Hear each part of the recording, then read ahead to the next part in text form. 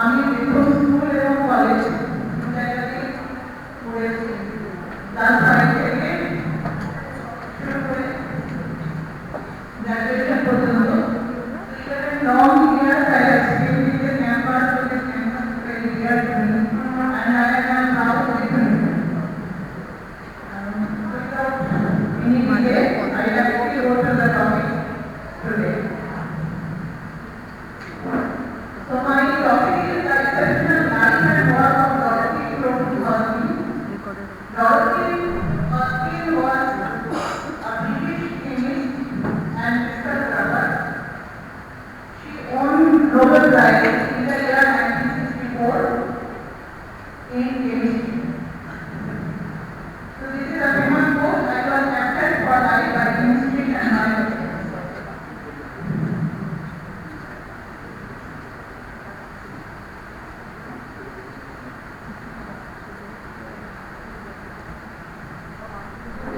Before researching her work, I will devote a few minutes to explain the structure of proteins and protein crystallography and the contribution of protein crystallography in structural biology and rapid science. So, this is the basic building block of protein called amino acid. This amino acid has an amino group and a carbocarboxyl group, and R is the side chain.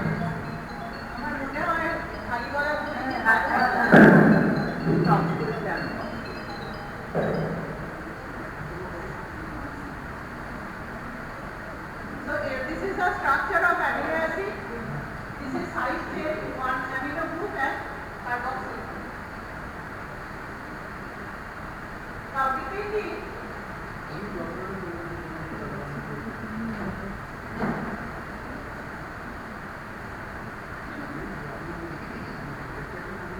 this side chain changes for different amino acids. Like when R is equal to H, hydrogen, glycine, it is called glycine. And when the side chain is CH3, it is alanine and so on. So depending on the side chain, there are 20 amino acids. Some are neutral amino acids depending on the side chain. When the side chain is acidic, these are acidic amino acids, 2 acidic amino acids and 3 basic amino acids. Then 2 amino acids, 1 and 2, they join by a peptide bond. This C terminal and N terminal, this C-N bond is formed by elimination a molecule of water. And several amino acids, they join by peptide bond in form of a chain, and this is called primary structure of protein. So that is a long chain-like structure which is called primary structure of protein. This is primary structure of protein of insulin. Insulin is a protein. This is amino acid sequence in a long polypeptide chain, and here we see there are 2 chains, A chain and B chain, and these 2 chains are joined by disulfide bonds. These are cysteine residues, and cysteine residues have sulfide, they form sulfide bond. Now this long polypeptide chain, they fold in form of alpha helix and beta pleated sheet by formation of hydrogen bonding like this. Then this long polypeptide chain folds in 3 dimensions like a ball of a wool. It folds by formation of different kinds of forces like hydrogen bond, ionic bond, hydrophobic interactions, etc. So this 3-dimensional structure is called now tertiary structure. So these are different levels of protein structure. Primary structure, that is a long polypeptide chain, 1 carboxy terminal and amino terminal. Now there are secondary structure, alpha helix, beta sheet, and tertiary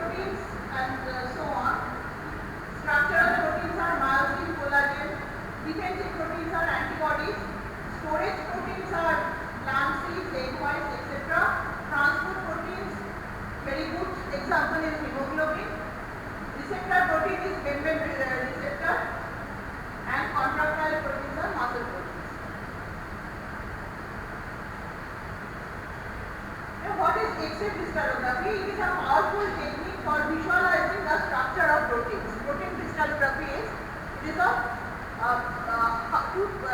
actually see the three-dimensional orientation of different atoms inside the protein. So it is a tool for identifying the atomic and molecular structure of a crystal.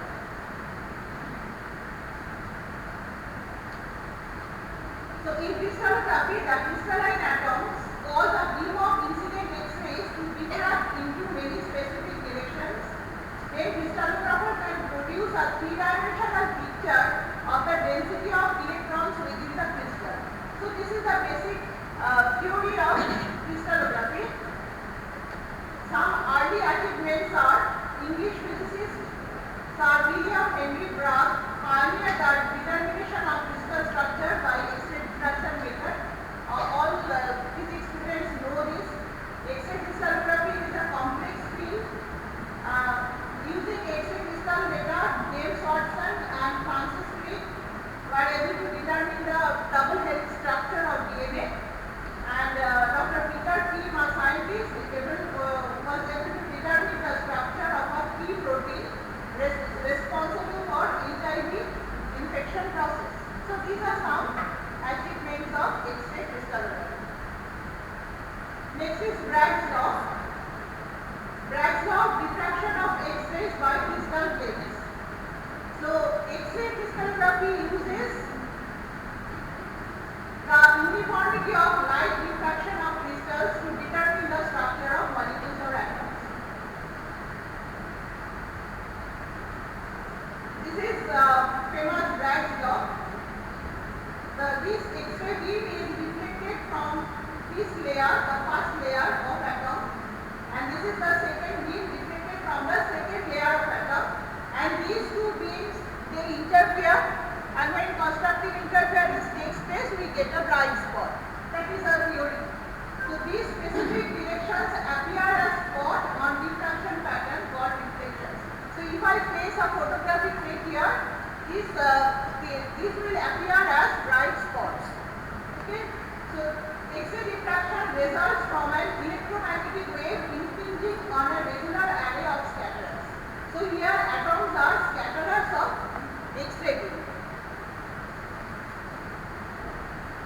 Now X-ray scattering is determined by the density of electrons within the crystal. So these atoms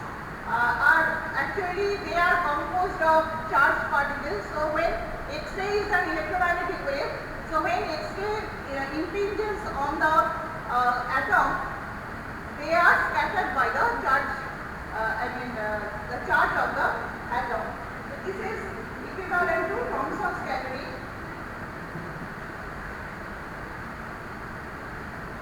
This is the typical X-ray diffraction apparatus. There is a X-ray source, and this is the volummeter and sample holder on which the crystal is placed, and this is detector. And the crystal is rotated while taking data. The first step is crystallization of protein. This is first step is the process begins by crystallizing a protein of interest, and there are several steps for crystallization. And crystallization of protein is a very difficult process because we have seen in our lab that it takes months first to crystallize the protein, and even after getting a crystal, it is so brittle that you cannot mount it on the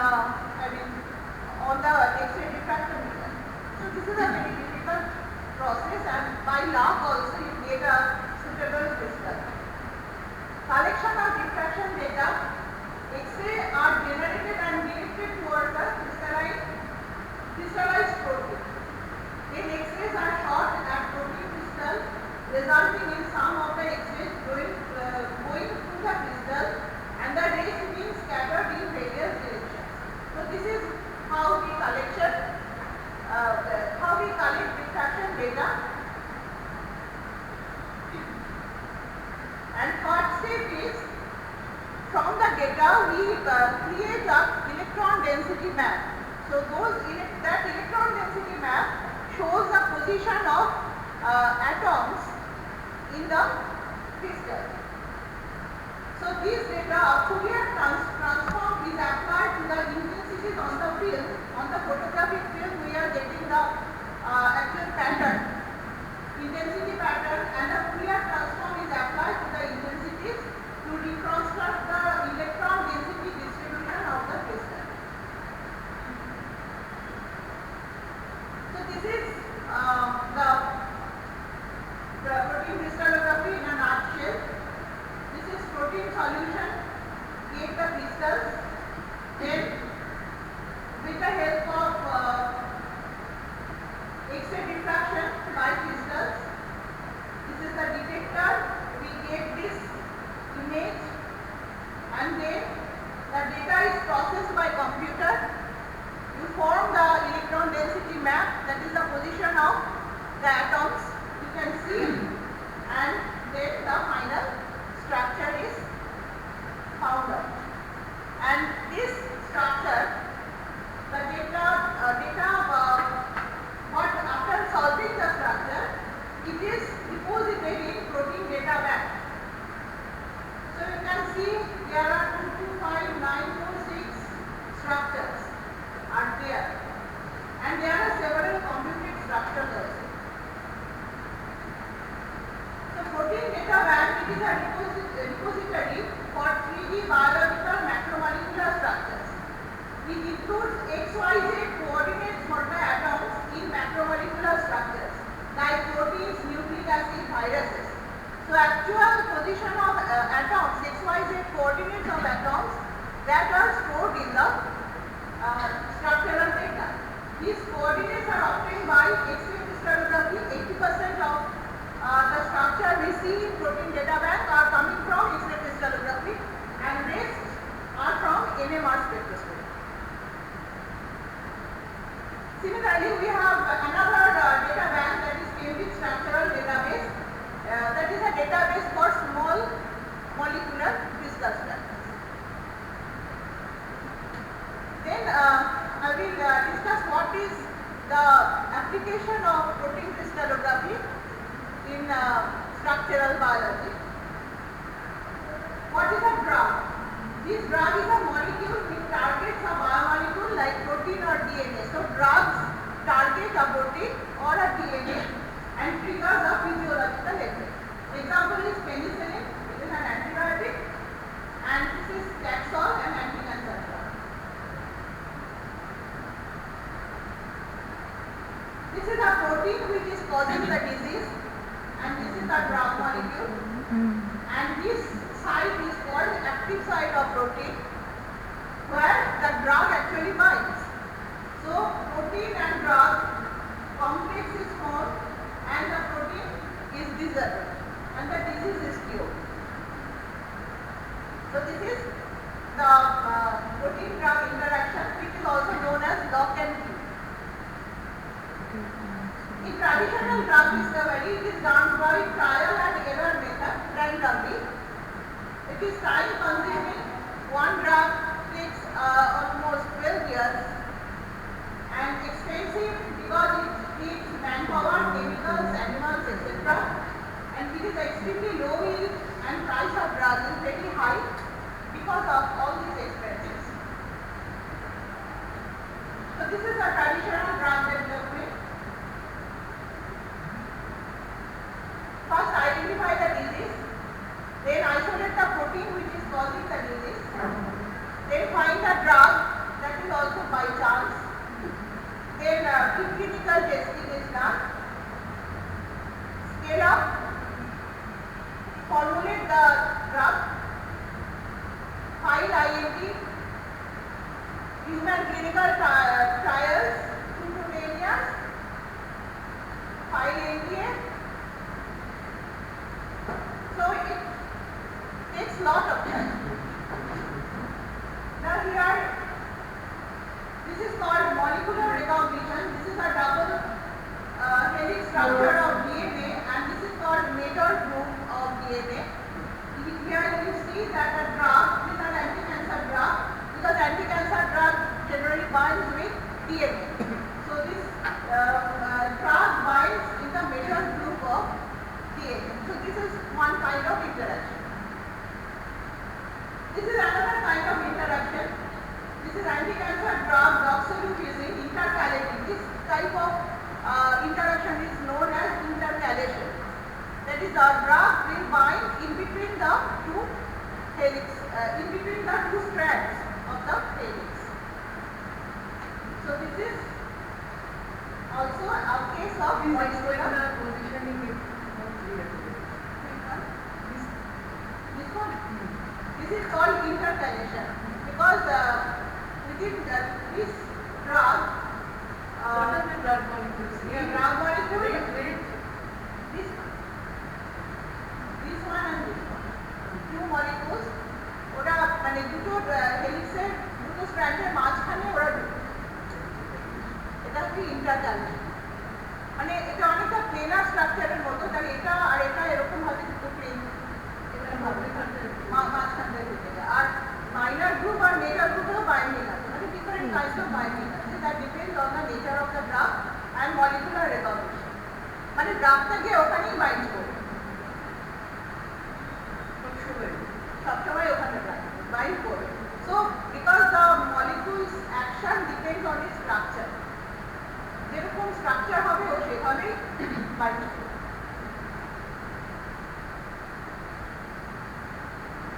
So computer-aided drug design works as first identify the target, then structural determination by X-ray, NMR, etc. Then dock the drug into the target, and biological assays, that is high throughput screening or computer-based screening. Computer-based screening কি করে, মানে অনেক drug আছে, যে 1 million drug আছে, তার ভেতর থেকে যেগুলো ভালো বাইন্ড করবে সেইগুলোকেই শুধু তাকে ফিল্টার করা বলে, ফিল্টার করে বার করে নিয়ে আসে। যেটা আমাদের ল্যাবে আমরা সেটা করতে পারি না, কিন্তু কম্পিউটার করতে পারে। And next is synthetic chemistry.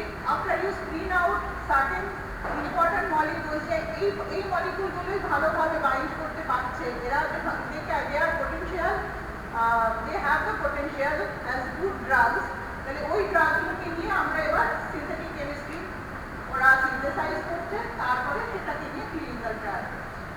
তার মানে আমরা একেবারে অন্ধকারে ভিড় করার মতো কোনো ব্যাপার না, এটা একদম অনেকটা একটা কি বলবো, মানে সাইন্টিফিক্যালি আমরা স্ক্রিন করে সবচেয়ে ভালো কম্পাউন্ডগুলোকে বার করে নিয়ে আসছি, so that they can be used as specific targets. So technology is impacting this process. First identify the disease, then isolate the protein, then high throughput screening, virtual screening, screening is done by computers, then combinatorial chemistry, formulation of drug, find the drug by different techniques like molecular modeling, then in vitro and in silico ADME models. ADME is, I won't go into detail. Like animal testing is also done by simulation in computer. So advantages of computer-aided drug design over traditional method of drug design is it is target specific and structure based, fast and automatic, very low cost, high success rate, less chemical and animal test is required. Some techniques involved in molecular modeling by computer graphics. First one is sequence analysis of proteins. Second one is homology modeling, blocking of new drugs into active site, molecular mechanics, molecular dynamics, complex in water environment, and energy calculation. So very quickly I will discuss. In bioinformatics, a sequence alignment is a way of arranging the sequences of DNA, RNA or protein to identify regions of similarity. Like here histone, human, mouse, rat, cow and chimpanzee. So from different sources, histone protein টাকে নেওয়া হয়েছে। এবার তাদের sequence যখন analysis করছি আমি দেখতে পাচ্ছি যে এদের মধ্যে হাই ডিগ্রি অফ হোমোলজি বা সিমিলারিটি আছে, ঠিক আছে? আর এটাকে আমি বলতে পারি যে এটা হচ্ছে sequence analysis. So you can see that histone protein different animal থেকে নিলেও তাদের মধ্যে খুব অল্প জায়গাতেই তাদের মধ্যে ডিসিমিলারিটি আছে, but most of the part are conserve or they have high degree of similarity. So এবার যখন আমি দেখছি যে এদের মধ্যে হাই সিকোয়েন্স সিমিলারিটি আছে, তার মানে কি এদের স্ট্রাকচারও সিমিলারই হতে হবে। So suppose we have two proteins, the crystal structure of one, we have two proteins like this, these two. Now suppose this structure is available in protein data bank and this structure I don't know. So আমি একটা যে কথাটা আগেই বললাম যে protein crystal পাওয়া খুব difficult ব্যাপার, তাহলে আমাকে ওই প্রোটিন ক্রিস্টাল বার করে তারপরে তার ডেটা তুলে তারপরে সেটা সলভ করার থেকে আমি এখানে একটা টেকনিক ইউজ করি যেটা বলা হয় homology model. Homology model means by knowing the sequence of this unknown structure and making use of this template I am building the or কম্পিউটারে আমি এই স্ট্রাকচারটা তৈরি করব, মানে আননোন প্রোটিনটাকে আমি সিকোয়েন্স থেকে বিল্ড আপ করলাম by using this template. This is known as homology modeling or comparative modeling of protein. Then blocking of graphs, this also can be done by computer. This is the target protein and this is the ligand. The blocking, after blocking this complex is formed. And the next stage is energy minimization and dynamic simulation of graph protein complex. Because in body there is ions and water. The environment is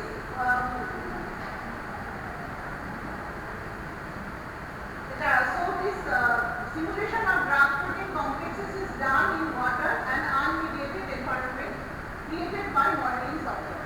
So this simulation also became done by software to mimic the actual water and environment in the human body. So I recently published a paper in World Scientific News, Design of Potential Drugs and Vaccines for COVID-19 by the application of machine learning and artificial intelligence. So that is why the vaccine was produced or it was discovered within a year after the epidemic or this disease broke out. And there are a number of names of anti-cancer drugs, and these are the targets of these drugs, and they are discovered by computer-aided drug design by various companies. Companies like Pfizer, big pharmaceutical companies, they use different, computer-aided drug design techniques for drug discovery. So now I come to the life and work of Dorothy Hodgkin. The Nobel Prize in Chemistry 1964 was awarded to Dorothy Crowfoot Hodgkin for her determination by X-ray techniques of the structure of important biochemical substances.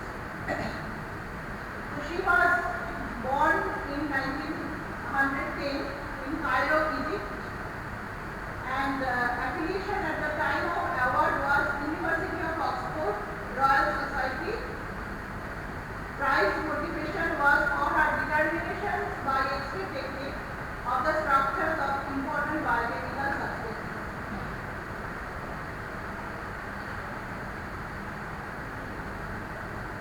Captured for life by chemistry and by crystals, she described it. Dorothy turned her childhood interest in crystals into the groundbreaking use of X-ray crystallography to see the molecules penicillin, vitamin B12 and insulin.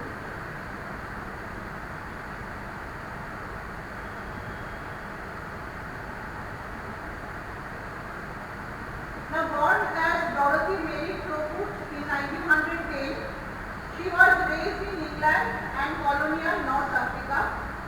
She was fascinated with crystals, and at age 14 she found a shiny black mineral in the earth while visiting her parents in North Africa. And she asked her family friend, soil scientist A.F. Joseph, if she could analyze it. So Joseph gave her a surveyor's box of reagents and minerals to encourage her. At age 16, she received another present, one that would set her on her life's path. It was a book by William Henry Bragg about using X-rays to analyze crystals. Now this is a photo of her chemistry laboratory. See, only two girls are standing at the back, because at that time girls used to study only home science like subjects. They didn't study pure science. So they had to give written declaration that they won't leave the course in abruptly without completing it.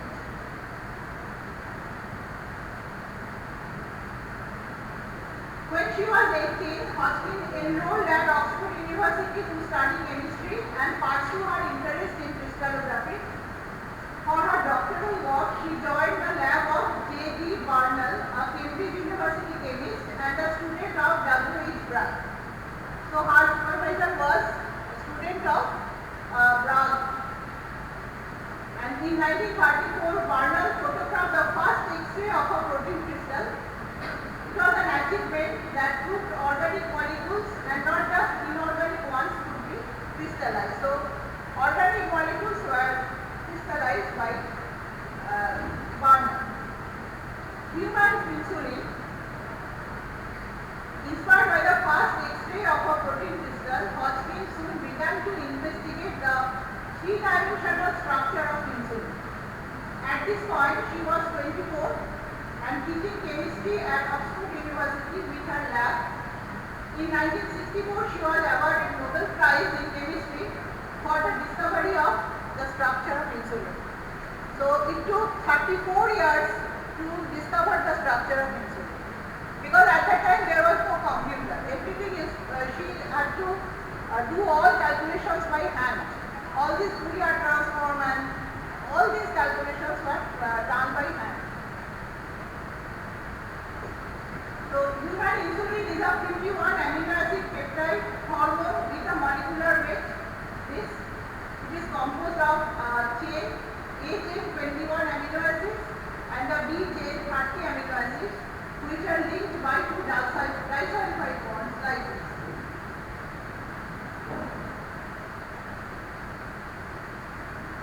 So insulin, it is a carbon-rich amino acids like leucine and isoleucine clustered in the middle of the molecule like this. This is the middle of the molecule, forming a hydrophobic core, and the surface is covered with charged amino acids.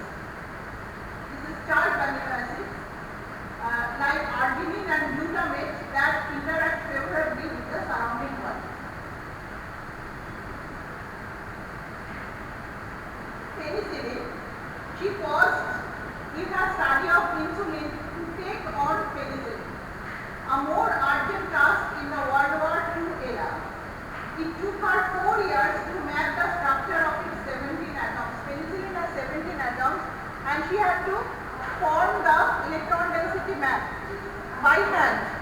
So it took much time. Vitamin B12, which she tackled next, vitamin B12 had 181 atoms. So from that electron density map, she had to identify all these atoms and took 8 years to map. So you can see that how much time was required for each structure. Eventually she conquered insulin with 788 atoms. It took 34 years.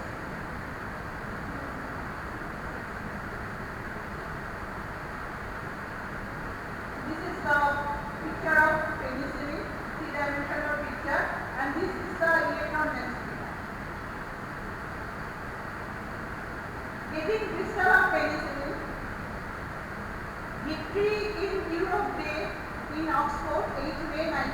the war in Europe was over and thousands of people lined the streets to celebrate.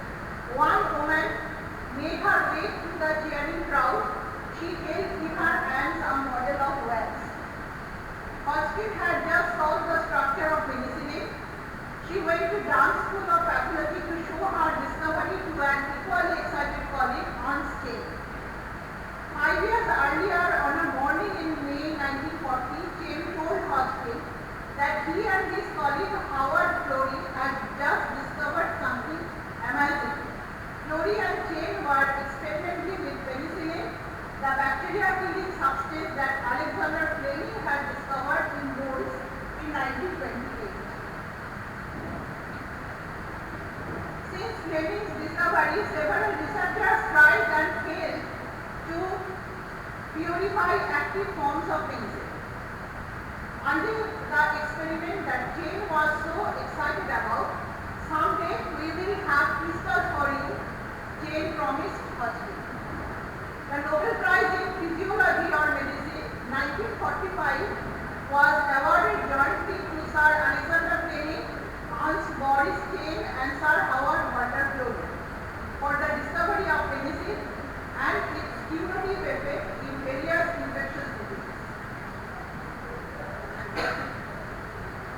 Now this is a three-dimensional contour map of electron density of penicillin. This was built by hand. Derived from X-ray diffraction, the points of highest density show the position of individual atoms. So this electron density map, it shows the position of individual atoms. Vitamin B12. Once called nature's most beautiful cofactor, cobalamin, vitamin B12 is at least nature's most chemically complex coenzyme. This molecule contains a cobalt atom. This is the cobalt atom, and it is an organometallic compound. Okay. Another organometallic compound is chlorophyll, where this metal is magnesium. In vitamin 12, this metal is cobalt. Now these are various chemical forms of vitamin B12 or cobalamin. And this is the 3D model prepared by Hodgkin by hand. She prepared it herself. Health. In 1934, at the age of 24, Dorothy began experiencing pain in her hands, causing vein to become swollen and distorted. You can see her hands distorted. She was diagnosed with rheumatoid arthritis, and she spent a great deal of time in wheelchair in her later years, but she remained scientifically active.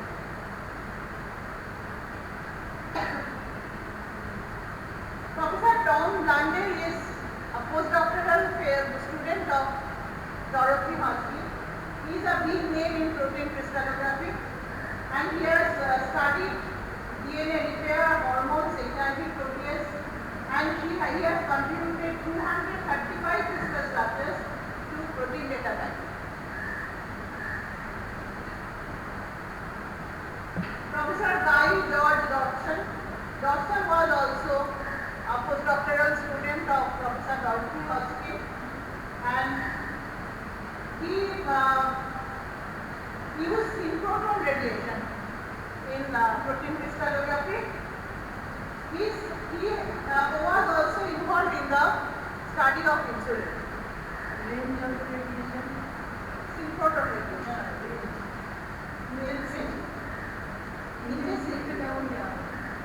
Synchrotron radiation है atomic ऊर्जा जैसे कि पढ़े होते हैं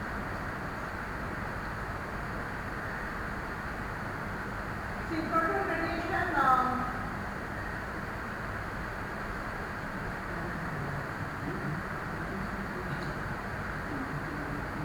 he is also a big name in protein crystallography. Professor Guy Dodson, he examined my PhD thesis. He was the external examiner.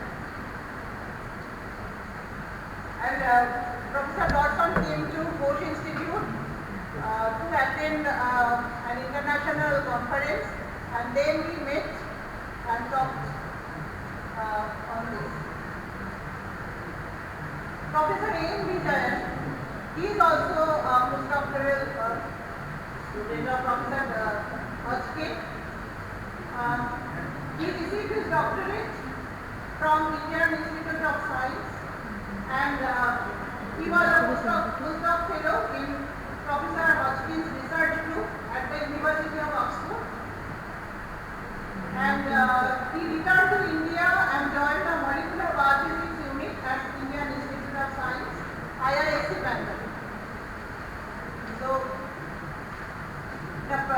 Professor Vijayan was not my examiner, but two scientists from this group, they sorry, 202. Professor Dept also came to our lab in